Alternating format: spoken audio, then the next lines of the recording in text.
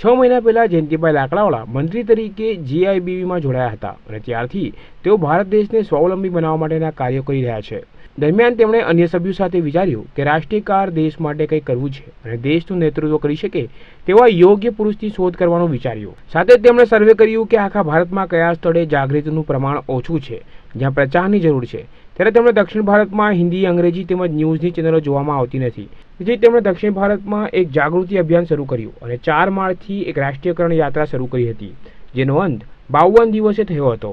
આ સંપૂર્ણ યાત્રા ગુજરાત, મહારાષ્ટ્ર, આંધ્રપ્રદેશ અને કર્ણાટકથી થઈ તમિલનાડુમાં પૂરી થઈ હતી। આ કાર્યક્રમમાં દરરોજ 200 થી 300 લોકો લોક જાગૃતિ સંદેશ નિહાળી શકતા હતા। અમારા બધાનો ઉદ્દેશ્ય છે રાષ્ટ્રકારણ।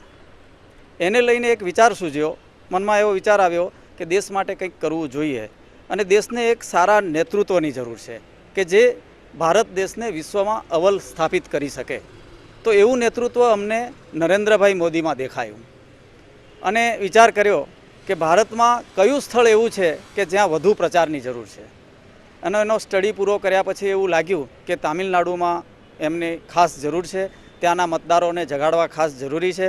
અને અમે ફરતા ફરતા આ રીતે ફરતા રહ્યા અને ખાસ કરીને મોદીજી વડાપ્રધાન બને એ ટાઈપનો પ્રચાર લઈને ભારતના ઇતિહાસમાં પહેલીવાર આવું ભગીરથ કાર્ય કોઈ વ્યક્તિએ દ્વારા હાથ ધરવામાં આવ્યું હશે। જ્યારે વાત કરીએ દક્ષિણ ભારતની, તો આ પ્રદેશમાં લોક જાગૃતિ અને પ્રચારનું કાર્ય કરવું એટલે રેતીમાં હોળી હંકારવા સમાન છે।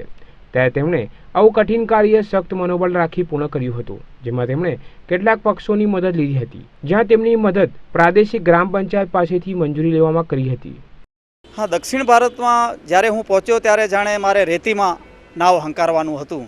મને કોઈ કલ્પના નહોતી કે ત્યાં મને શું સહયોગ મળશે કે નહીં મળે, પરંતુ જેમ જેમ હું આગળ જતો ગયો, જેમ જેમ મારા કોન્સેપ્ટને લોકો સમજવા માંડ્યા અને કાર્યક્રમમાં આવવા માંડ્યા, એટલે ધીરે ધીરે પક્ષના અમુક બીજેપીના માણસો બધા મને મળવા લાગ્યા અને ધીરે ધીરે એમાંથી આઈડિયા આવ્યો કે આમની મંજૂરી લેવી પડશે।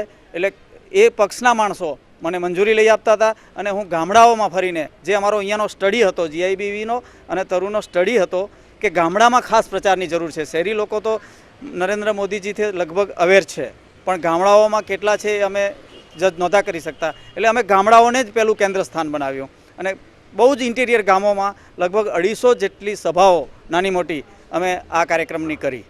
આવું લોક જાગૃતિનું ભગીરથ કાર્ય કરનારા જયંતિભાઈનો મુખ્ય ઉદ્દેશ રાજકારણથી રાષ્ટ્રીયકરણ કરવું, જેના ભાગરૂપે તેમણે આ યાત્રા આરંભી હતી અને સારા પરિણામો સંપૂર્ણ કરી હતી।